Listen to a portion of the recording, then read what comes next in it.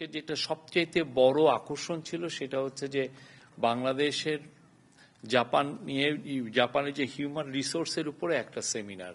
সেই সেমিনারটা মূলত জাপানে আপনি জানেন যে ম্যাসিভ ওয়ার্কারের শর্টেজ, জাপান ওয়ার্কার পাচ্ছে না অনেক জায়গায়।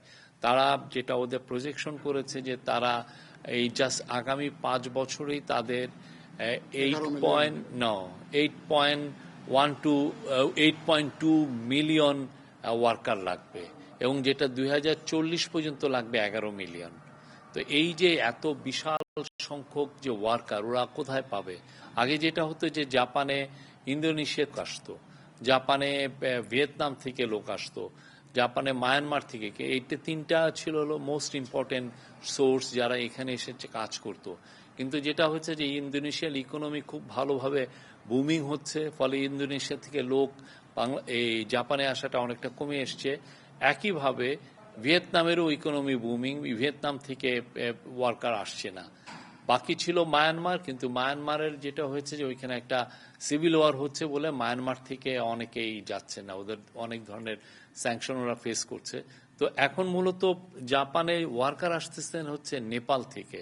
তো নেপাল তো অত বড় দেশ না, অত ওয়ার্কার পাঠাতেও পারছে না। তো ওরা বাংলাদেশের দিকে তাকিয়ে, মিস্টার মিকিও ওয়াগাসায়ামা উনি সরাসরি বলছেন যে জাপান আগামী 5 বছরে, যে সেমিনারটা বলেছেন যে আগামী 5 বছরে 1 লক্ষ লোককে নিবে। কিন্তু যারা বাংলাদেশি যারা আছেন তারা বলছেন যে এই সংখ্যাটা আরো বাড়বে যদি আমরা ঠিক মতো আমাদের ল্যাঙ্গুয়েজ ট্রেনিং দিতে পারি আমাদের জনগোষ্ঠীকে, এবং তাদেরকে মিনিমাম স্কিলটা আমরা ট্রেনিং করতে পারি।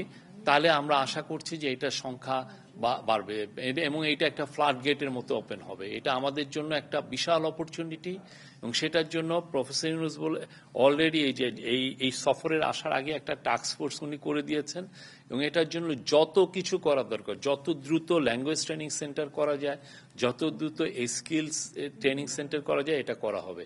এবং সেই আলোকে অলরেডি কিছু মেজার আমরা কিন্তু নিয়েছি। যেমন ধরেন বাংলাদেশে থেকে যাতে জাপানে এসে অনেকে ল্যাঙ্গুয়েজ শিখতে পারেন, সেটার একটা ব্যারিয়ার ছিল। এখানে ব্যাংকিং রিলেটেড অনেক সমস্যা ছিল। ভিএইচএস, যেটার মাধ্যমে এই ভিসার এগুলো সার্ভিসগুলো হয়, ভিএইচএস এর সাথে কিছু সমস্যা ছিল। সবগুলো দূরীভূত করে জাস্ট ফার্স্ট সেমিস্টারে এই ল্যাঙ্গুয়েজের 3000 ছেলে মেয়ে বাংলাদেশে এসছেন। তো আমরা আশা করছি যে এটা একদম অব্যাহত থাকবে, এবং এইটা যে আমরা যে দূরীভূত করেছি, আমরা মনে করছি যে পুরো এই বছরই 10,000-এর মতো ছেলে মেয়ের ল্যাঙ্গুয়েজ এখানে পড়তে আসবে, এবং ল্যাঙ্গুয়েজ পড়ার সাথে সাথে তারা এখানে চাকরিও পাবেন। তো আমাদের এখানে ল্যাঙ্গুয়েজে বাংলাদেশে যেটা হয় যে তারা N5, যেটা একটা ল্যাঙ্গুয়েজের শেখার একটা স্ট্যান্ডার্ড, N5টা পর্যন্ত, কিন্তু জাপানিজ এরা চাচ্ছে যে N4 কঠিন, যাতে খুব আপনি ভালো মতো কনভারসেশন করা যায়।